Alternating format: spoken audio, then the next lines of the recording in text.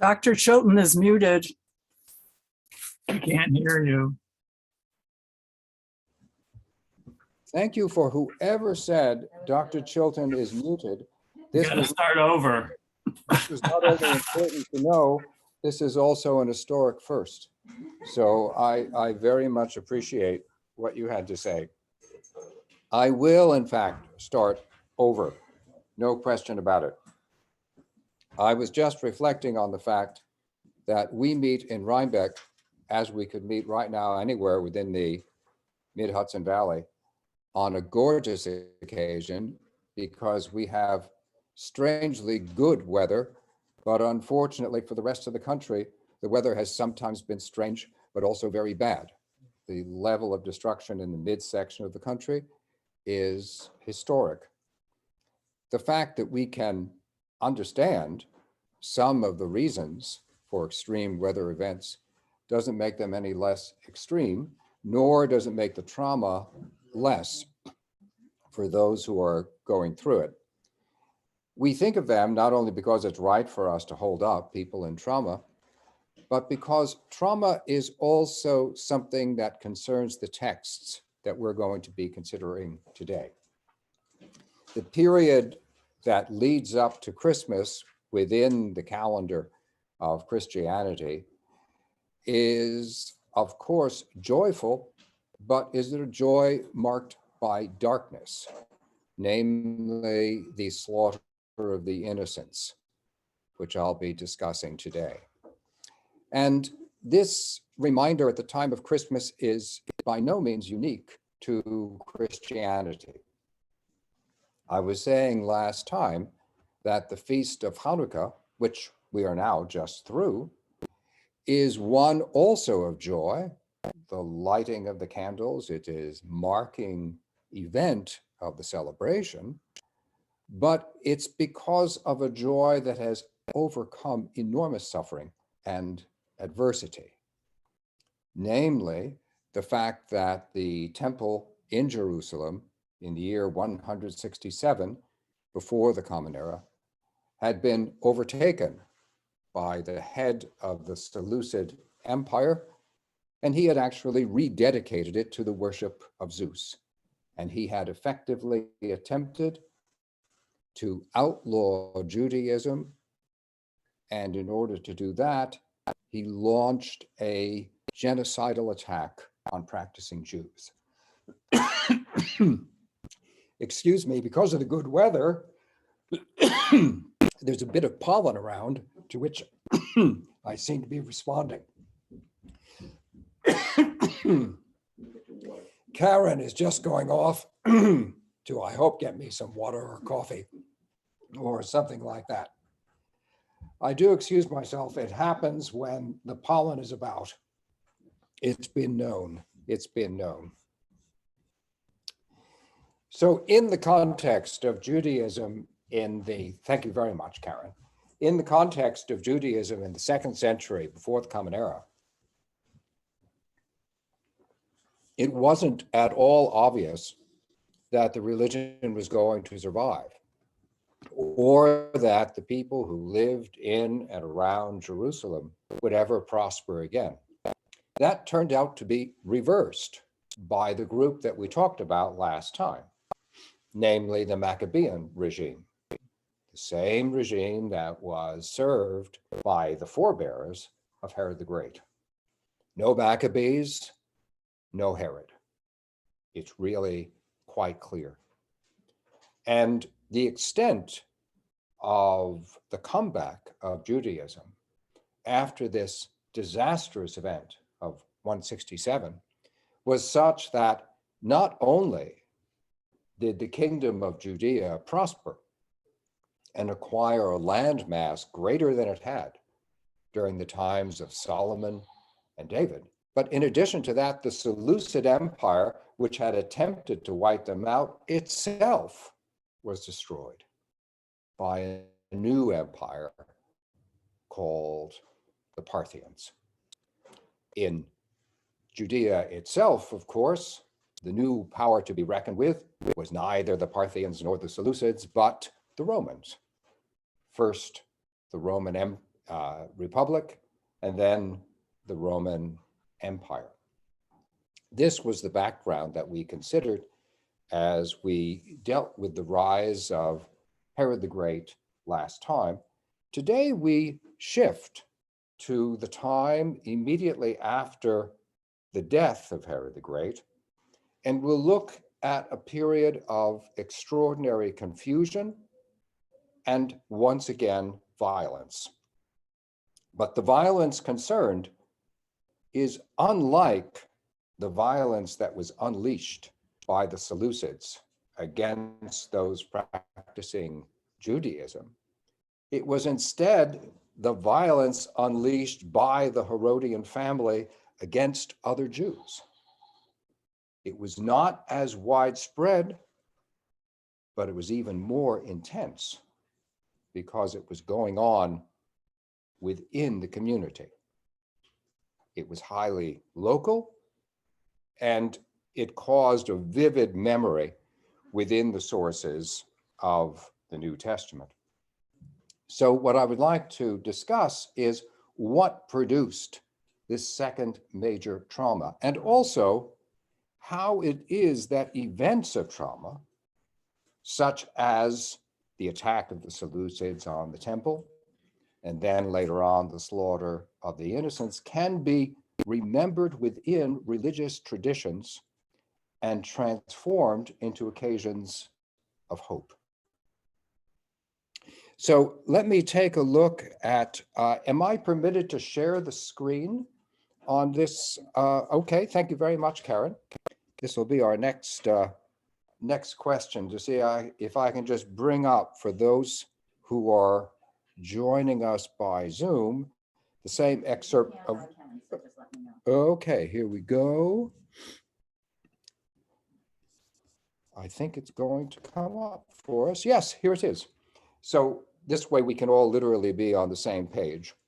I referred to something in passing last time that I'd like to focus on more closely this time, and that is the shift in the policies of Herod the Great from his attempt to ally with the Maccabees to his increasing alliance with the Romans, until by the end of his life, he is ruling more as a Roman client king than he is ruling as the king of Judea. This has an impact on what happens after the time of his death. The key moment, as you can see with the first entry, is his decision in the year 29 before the Common Era to see to the execution of his own wife, Mariamne. Now, you remember that Mariamne was actually a princess of the Maccabean household. Herod had deliberately married into the family in order to enhance his own standing. He still received a great deal of criticism because of his alliance with the Romans, because of his background, you recall, as an Idumean, that caused some people wrongly to call him a half-Jew. But the consequence of that was the Maccabean family itself began to plot against Herod. So although Mariamne is often portrayed as a complete innocent, all the evidence suggests she in fact was not. She was part of the attempt of her own family to use the marriage against Herod. And so he responded with the kind of royal response which we're familiar with through the marriages of Henry VIII. Once the marriage was ended, so was the life of the bride. So Mariamne was put to death. And we also see Herod acting more and more actively as a propagandist for Rome. So, for example, within Jerusalem itself, the year following the execution of Mariamne, he decides that he will put on games to honor Caesar in Jerusalem. And part of the purpose of those games is simply to serve as a way of advertising the power of Caesar And they would use inside what today we see as completely routine. Whenever you have an athletic event, what do you win if you gain the race? What do you proudly display in your house? A trophy. But a trophy has what object on it? A symbol that can be regarded as an idol.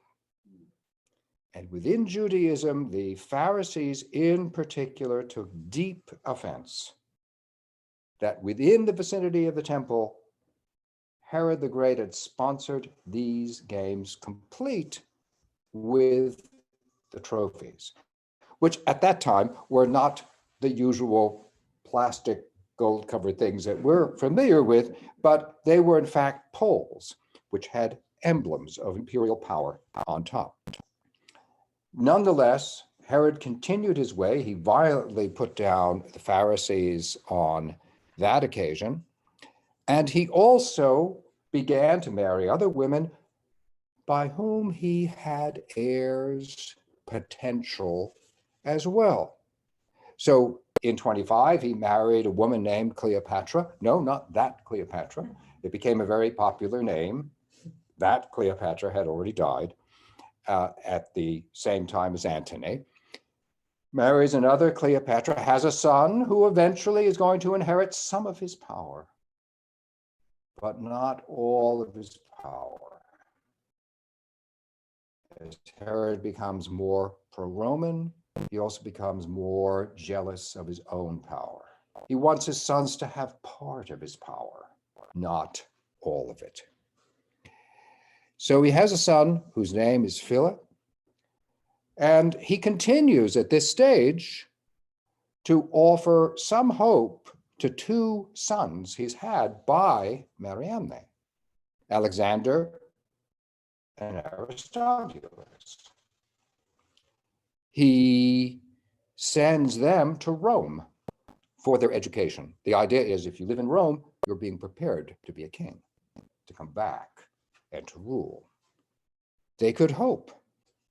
Meanwhile, Herod himself builds up the prospects of his dynasty, erecting the enormous Caesarea Maritima, an artificial harbor whose remains you can still see on the eastern side of the Mediterranean. And of course, what I spoke of last time, the tremendous extension of the temple, making it the most impressive enclosed space for sacrifice in the entire ancient world.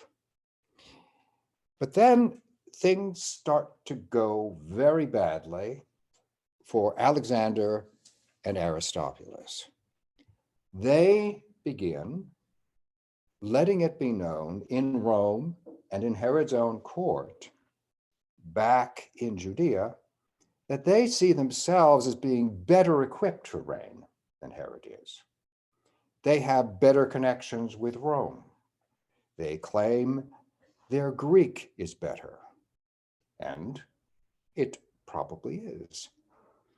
But Herod is not the person to play with this kind of maneuver. He becomes increasingly jealous, and he has them both executed, his sons, in the year 7.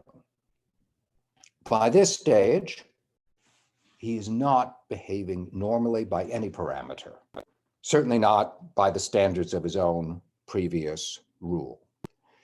He was also suffering from a condition which I referred to in the book, The Herods, as likely Fournier's gangrene, a failure of the circulation, which leads to the progressive onset of gangrene. So he's also in enormous pain during this period as he approaches the year of 70. Until those symptoms showed up, he had been remarkably vigorous, because remember, he was one of the most expert horsemen of his time. But by the end, he can't walk by himself. He has himself lowered into the salty water of the Dead Sea because they are reputed to offer healing. And when this is done, he faints. As a result of that, some Pharisees thought he's a spent force. It's time for us to make our claim. So 2 Pharisees sent their disciples into the temple to scale a portico to an eagle that Herod the Great had ordered set up inside the temple, also considered idolatrous by Pharisees, rightly in my opinion, and they destroy it. They detach it, it smashes on the ground. But sadly, Herod the Great was not a spent force. And he had all of those involved brutally executed. It only comes to an end in the year 4 before the Common Era, when Herod the Great himself dies. And therefore, his last will and testament becomes the governing basis of a political settlement within Judea. He's had, as I mentioned, children by other wives. So Philip, I mentioned, the son of Cleopatra. He is appointed not as king, but rather as governor of an area called Golanitas.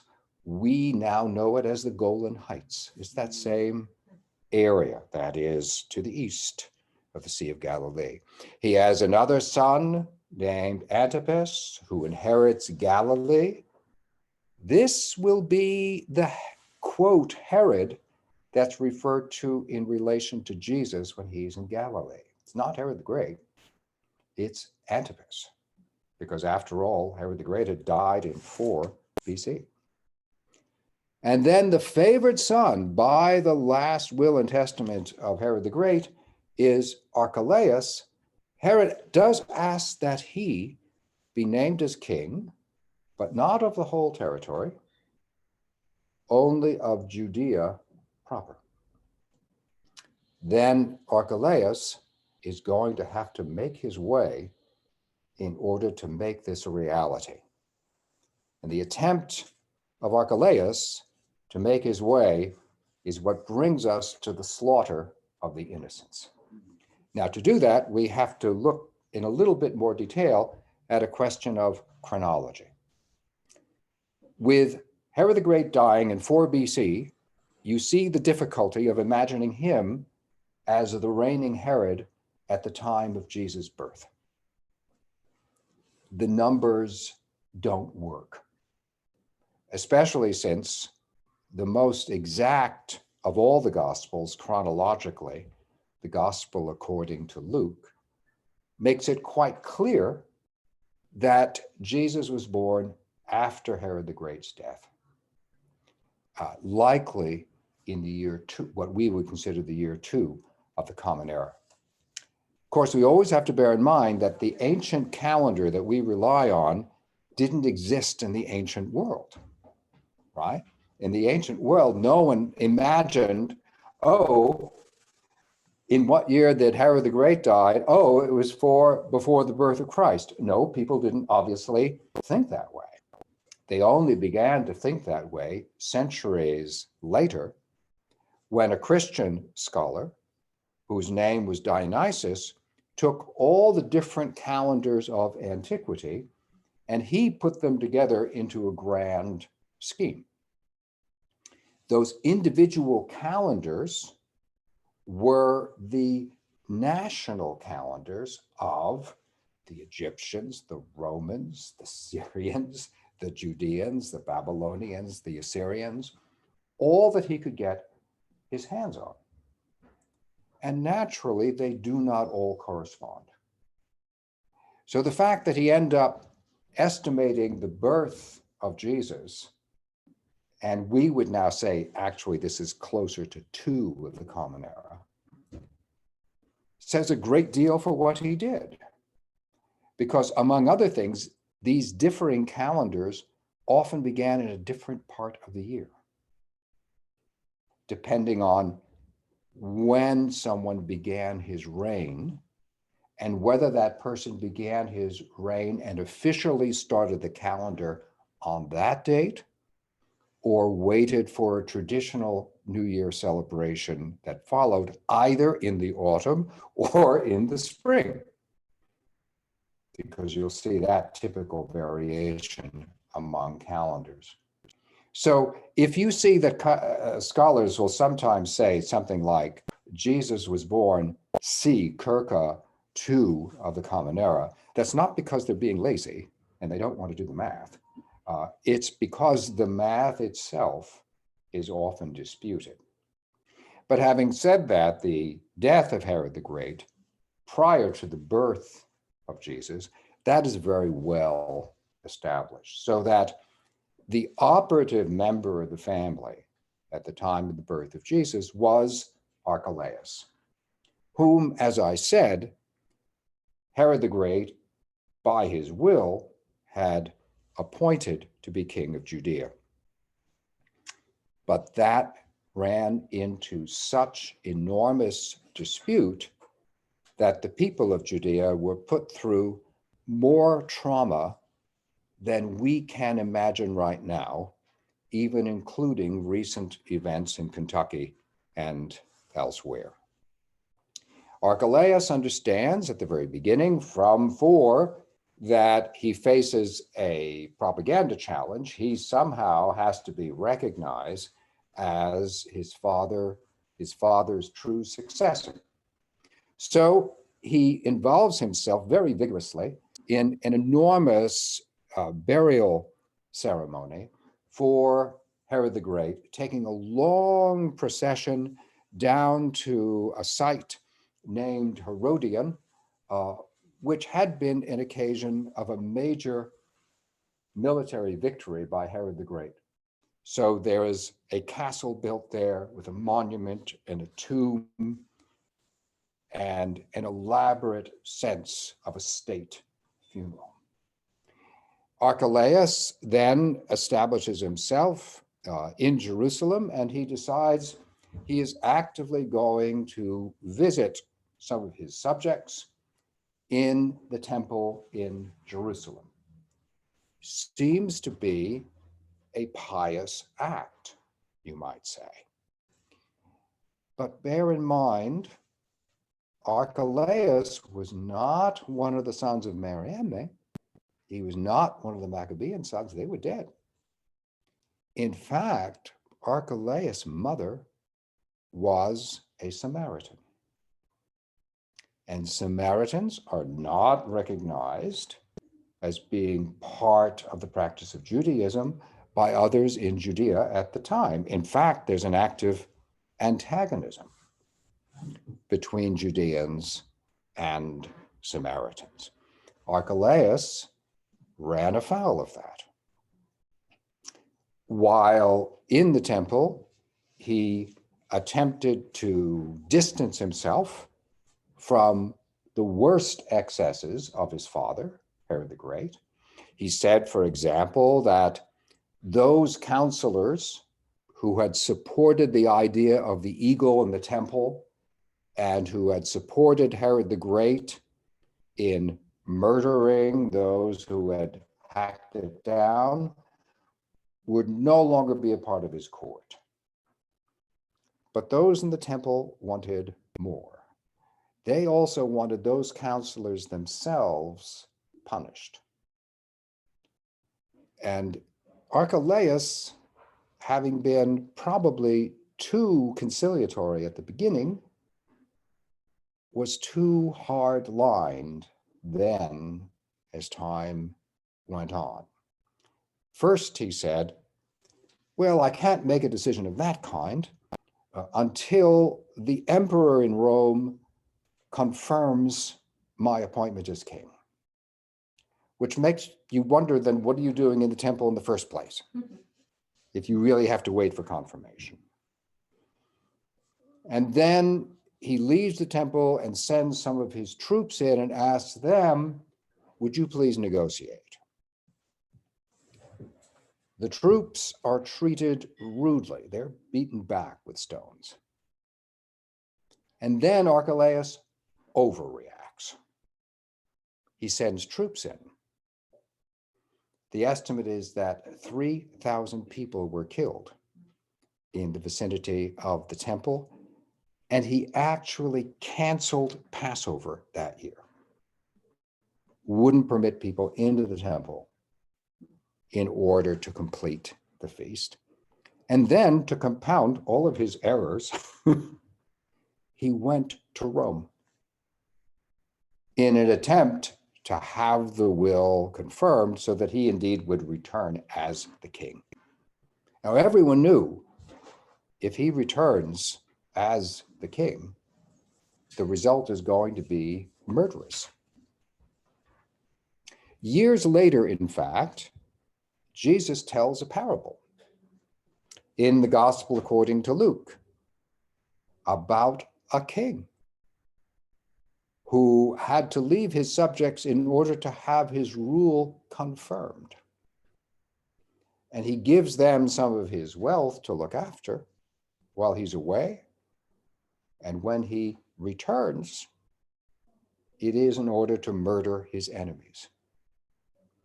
The memory of Archelaus is inside the memory of Jesus' own parable. He was well known to being an irrational murderer of his own Jewish subjects. And this, of course, years after the time of Archelaus, still remembered by Jesus. But in the time itself, the result is the most alarming number of messianic pretenders arose, then arose prior to Archelaus, or then arose after Archelaus. What do I mean by a messianic pretender? Someone who says, whoever presently claims to rule Judea does not do so by the authorization of God.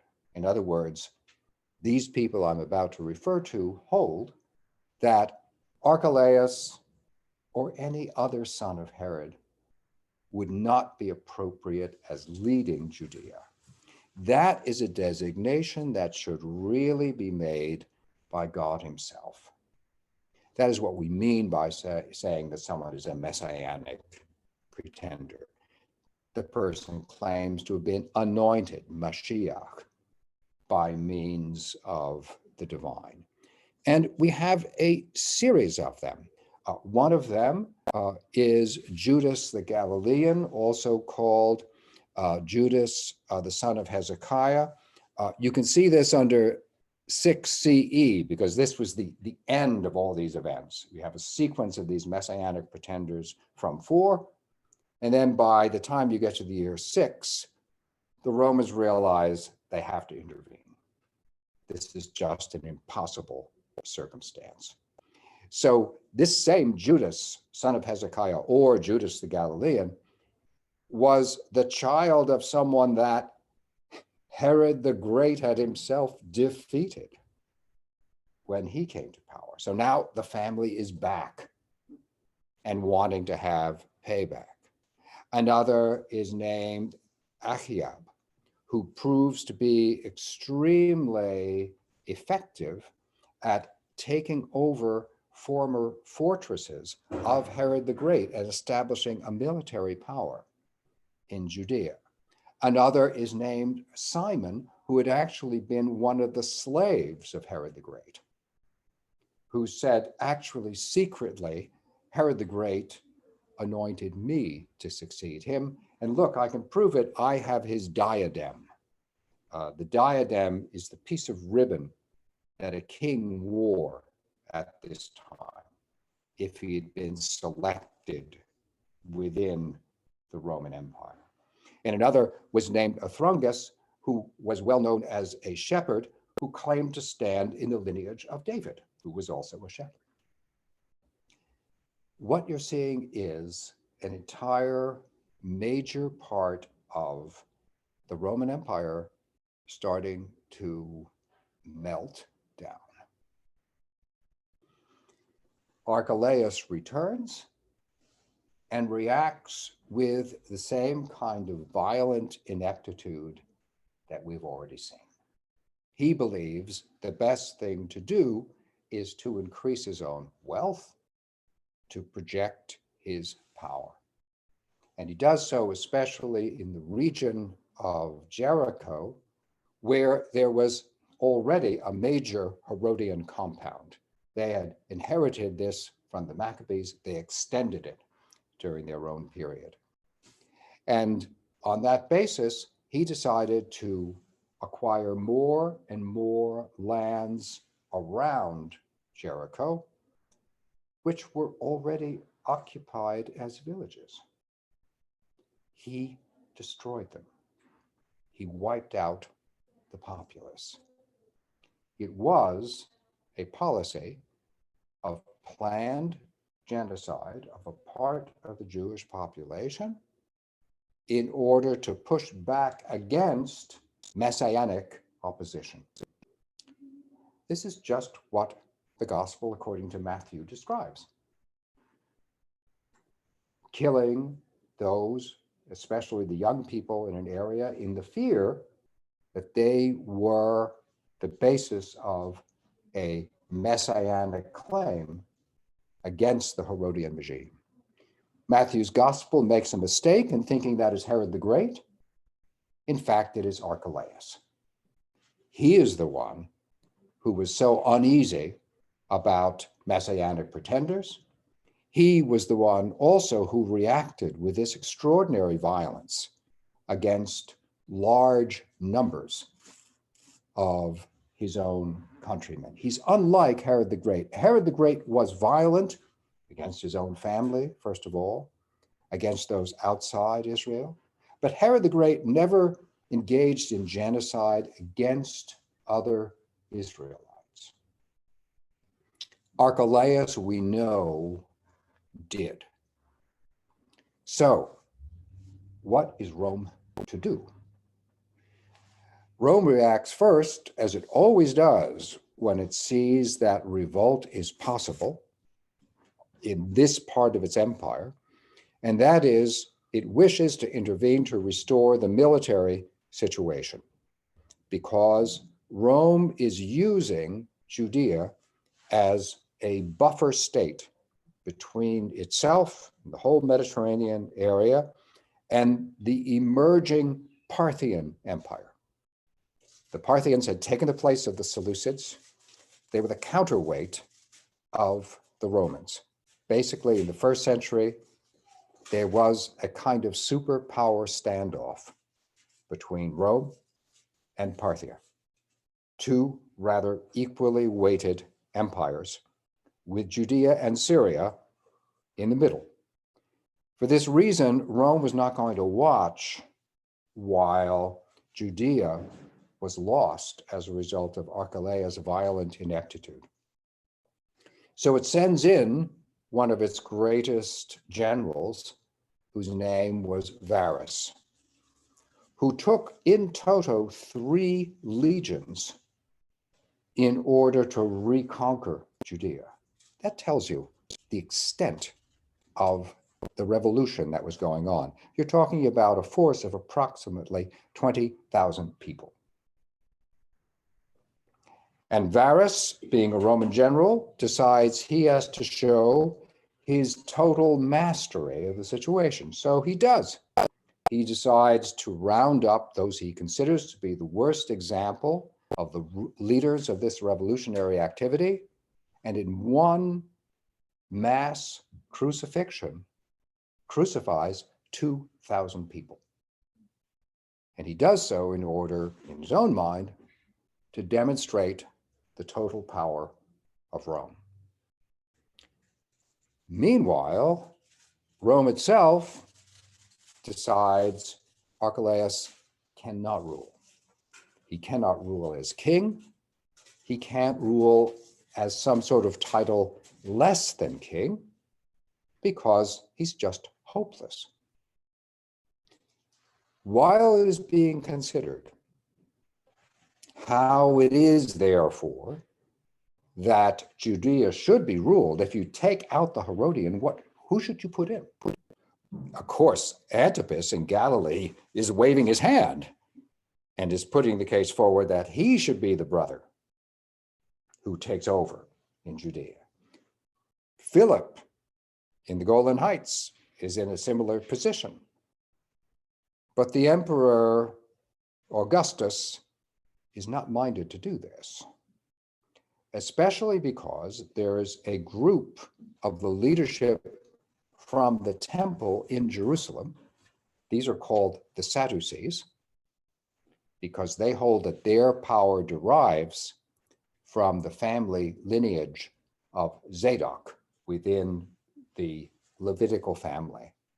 The Sadducees come to Rome and they argue, we would prefer not to have any Herod at all. We would prefer that the emperor appoint a Roman administrator to take care of Rome's interests, and that this administrator cooperate with us, the Sadducees, and will take care of the interests of the temple. We will form an alliance recognizing our age-old relationship with Rome, and it will be better for our conduct of worship than having the kind of thing we've just had with Archelaus. And Augustus agrees. This is what establishes the long tradition of having a Roman administrator, first called a prefect, and then called a procurator in Jerusalem. Excuse me, I just have to drink again. So did you want water? I gave you vodka. Yeah, that was certainly. Gee, Interesting. That was why I went slightly over time. Now I understand. Now I understand. Tell people online what I said. I don't Oh know. yes, Karen said, was it all right that I gave you vodka instead of water? Yeah. 'Tis the season. Yeah, 'tis the season. Yeah, that would have quite a dramatic impact at this point. So Augustus, because he listens to the Sadducees, introduces into Judea a completely different system. And it also sets the stage to what will happen later with Pontius Pilate. It was one of these administrators. And we'll see later on how what Pontius Pilate did was also influenced by different Herodians, and indeed a new emperor, because in the year 14, Augustus himself died, and Tiberius comes into play.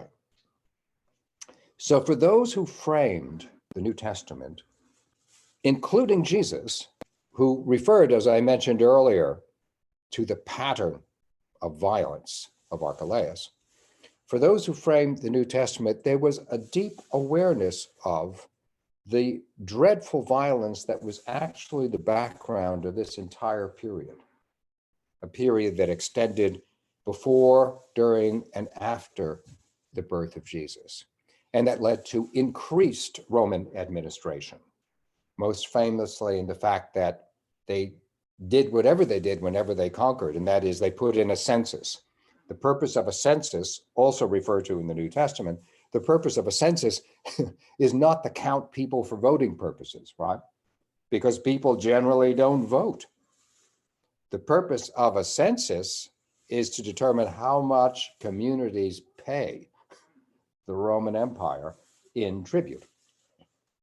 And that also enables us to date when events happen, because we know that census happened in the year 6. That gives us a very firm date. So we know that Jesus is born sometime before the year 6, and we know that he's born sometime after the year 4. And that's hence the reason for the C, for the circa, that many scholars will use.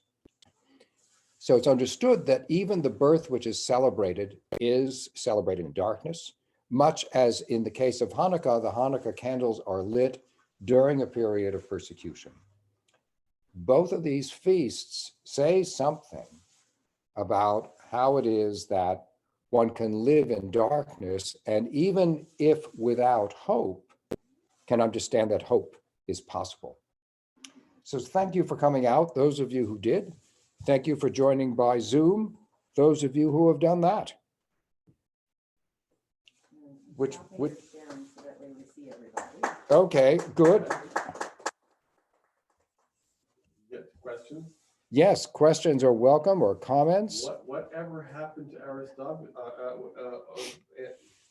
Archelaus, and where is he buried? Poor Archelaus, Why don't isn't you it? repeat the question? Yeah, right. So the question is, whatever becomes of Archelaus?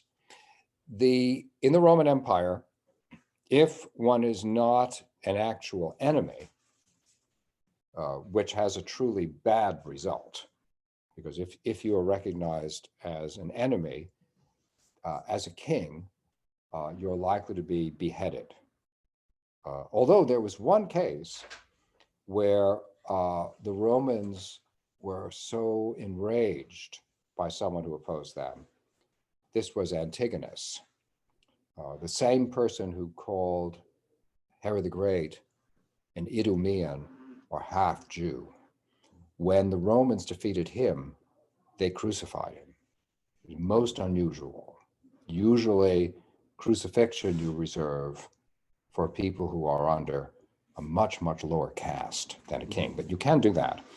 But if you're dealing with internal discipline, if you're dealing with the issue that Rome decides someone is incompetent or is simply, for some reason, inconvenient to continue in office, then you exile that person from where that person is, but within the Roman Empire.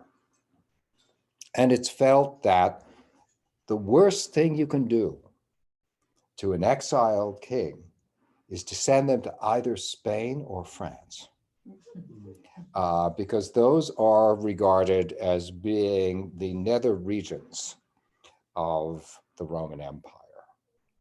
And so, in fact, scholars are divided as to whether it was Spain or France in the case of Archelaus. But I think they're right in thinking that it is that westward movement. It is the typical place of exile for people out of the Near East.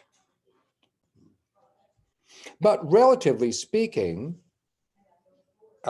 Augustus does not treat Archelaus harshly, considering that Archelaus was incompetent and cruel. And in fact, Augustus also shows that he actually tried to make the will of Herod the Great work. There's an actual relationship between Augustus and Herod the Great that causes him to act in that way. And even then, to show some vestigial kindness towards Archelaus.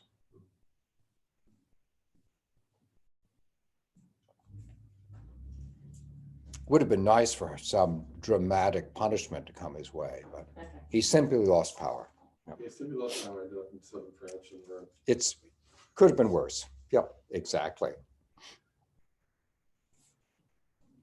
Does anybody at home have any questions?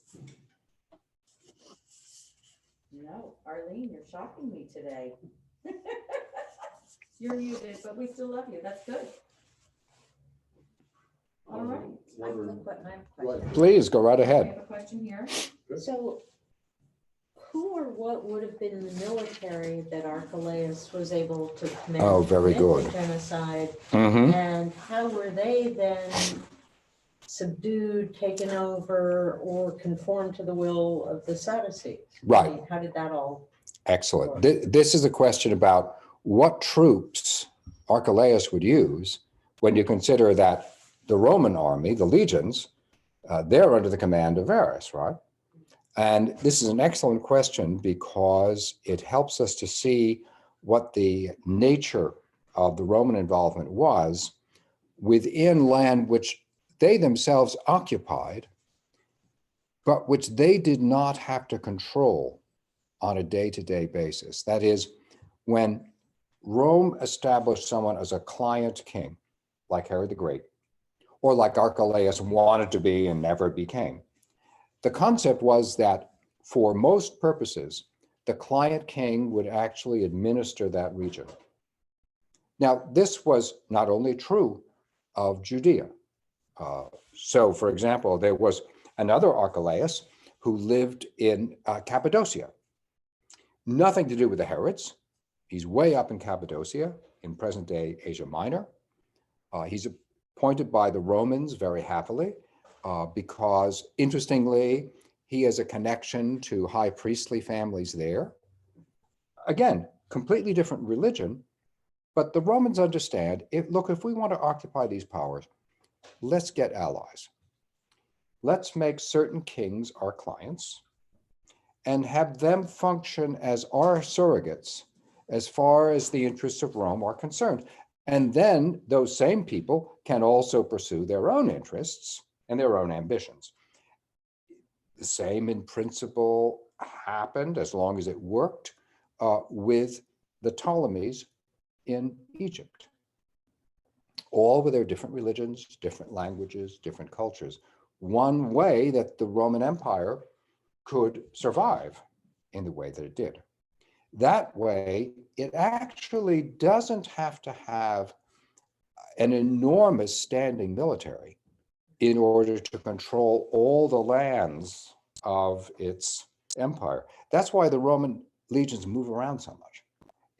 They're only intervening in certain places when they have to, and they really hate it. They hate it when they have to intervene in more than one place at once. This may sound familiar to us. The situation is remarkably like the American military posture at the moment, right? As long as you have standing armies in your allied nations, you don't have to deploy to all these different places. So the assumption is that each of them has their own standing army, and all the Herodians do too. This they largely inherited from the Maccabees. The Maccabees had started in the 2nd century before the Common Era as a guerrilla army, guerrilla force, but they quickly began to develop into a highly sophisticated regular army. They hired in mercenaries.